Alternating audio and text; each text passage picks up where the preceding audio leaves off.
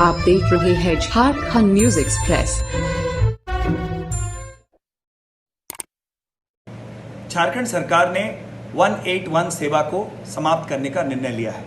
जो जनसंवाद के रूप में जाना जाता था। पिछली सरकार में लोगों की समस्याओं को सीधे राज्य सरकार के विभागों के और विभाग के सीनियर पदाधिकारियों के संज्ञान में लाने के लिए ये सेवा शुरू की गई थी, जिसमें पिछले 5 सालों में लगभग 5 लाख केसेस आए थे। चाहे वो जमीन से जुड़े मामले हों, चाहे वो विधि व्यवस्था के मामले हों, या अन्य विकास संबंधी जो भी समस्याएं थी या अन्य समस्याएं थी, वो सीधे तौर पर 181 के माध्यम से लोग सरकार तक पहुंचा सकते थे।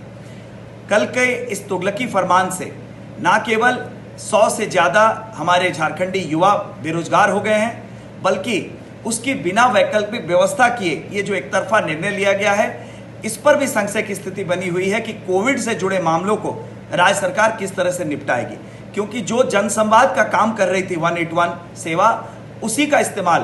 पूरे लॉकडाउन के दौरान, चाहे वो प्रवासी मजदूरों को लाभ पहुंचाने के लिए हो, चाहे जो लोग फंसे हुए हैं उनको वापस लाने के लिए हो, एक सेंट्रलाइज सिस्टम के रूप में 181 काम कर रहा था। और इसमें ज़्यादातर जो युवा जो एम्प्लॉयड थे वो हमारे आदिवासी समाज के थे और झारखंडी थे। अचानक से लॉकडाउन के समय में जब लोग पहले से ही आर्थिक चुनौतियों का सामना कर रहे हैं, इस तरह का फरमान कहीं ना कहीं राज्य सरकार की मानसिकता को दर्शाता है। चुनावी घोषणा पत्र में कहा गया था कि जितने भी अनुबंध कर्मी हैं उनको रेगुलराइज करने की दिशा में सरकार पहल करेगी, लेकिन सरकार के कदम उसकी उल्टी दिशा में जा रहे हैं। और इसका एक दुखद पहलू ये भी है